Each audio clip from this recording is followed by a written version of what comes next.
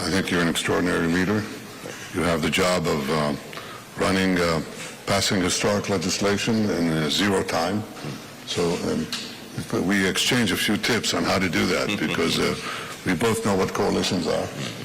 But I have to say that I'm impressed with your leadership, with your initiative, and for me, most of all, your friendship to the State of Israel, the Jewish people, the Jewish state.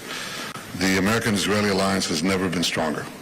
I'm now completing a week in which began with an extraordinary meeting with President Trump.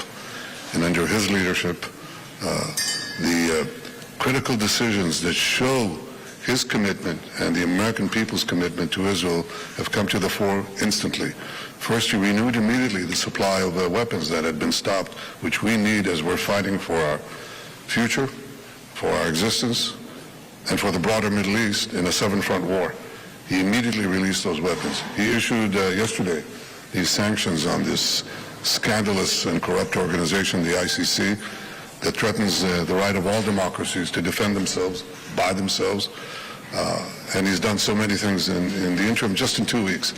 But I was deeply moved by the reception that we got, the substantive things that we discussed, making sure that Iran never gets a nuclear weapon, and also making sure that Hamas is destroyed. We're not going to have a future for Gaza or for a future for peace in our part of the world if Hamas remains there.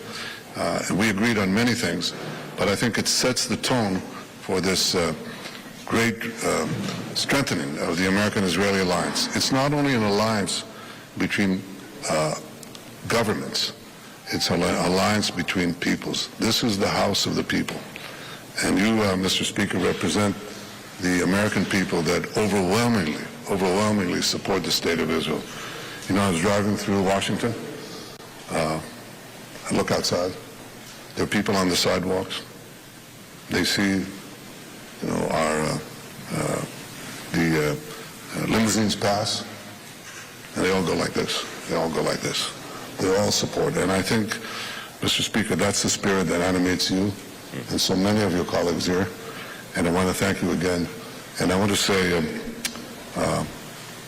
invited to Israel this year in Jerusalem. I know you're busy, but find space to do that. I can't wait. You'll be welcome on a red carpet. Thank you so much. Thank you. You got it. Thank you.